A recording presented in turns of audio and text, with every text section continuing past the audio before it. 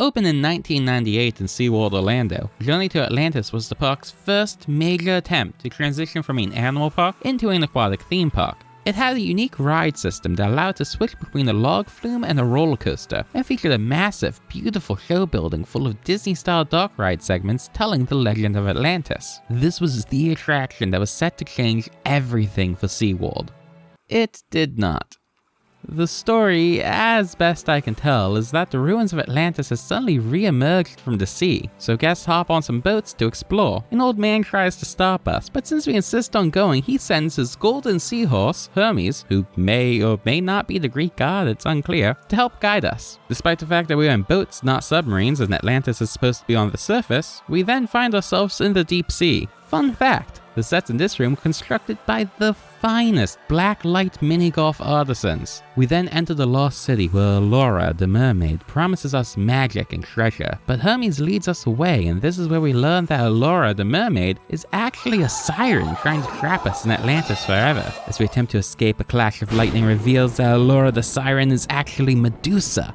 Oop, maybe just a Gorgon. This jump scare is one of the biggest things given this ride an inconsistent tone. Up to this point it was a family-friendly adventure, aimed at kids if anything, but this is legitimately one of the most startling and effective jump scares I've seen in a theme park. We then travel through the outside ruins while the theme to Beetlejuice plays for reasons I cannot even begin to guess at. A chandelier almost crushes us in another surprisingly effective jump scare, and then we plunge down a 60-foot flume. Allura attempts one last time to trap us, but Hermes, the golden seahorse and possible herald of the gods, stops her somehow, leading to a fun coaster segment to end the ride, which I think is supposed to be Hermes flying us to safety? I think I've thought about this storyline more than the designers ever did.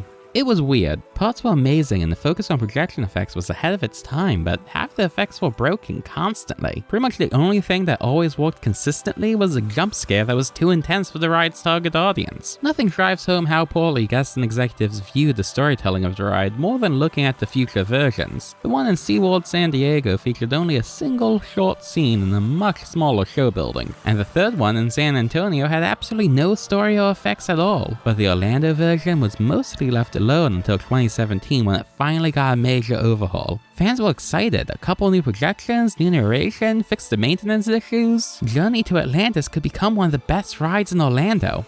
It did not. Instead of fixing the story, they just removed it. All the mermaids, Hermes, Allura, the projections, the dialogue, the entire plot, everything was taken out except for the sets and a few twinkling lights. Even the soundtrack was removed and replaced with some relaxing music on a loop, the type that you would find in a spa. The weirdest details of the Medusa version of Allura that used to jump out at guests is still there, just above their heads, barely even visible, with the lights that used to illuminate her all turned off. Instead of fixing Journey to Atlantis, SeaWorld just kinda gave up on it. While SeaWorld's first attempt at a dark ride was a bit of a mixed bag, the future attempts were much worse. So subscribe and let me know in the comments what other SeaWorld disasters you'd like to see me cover in the future.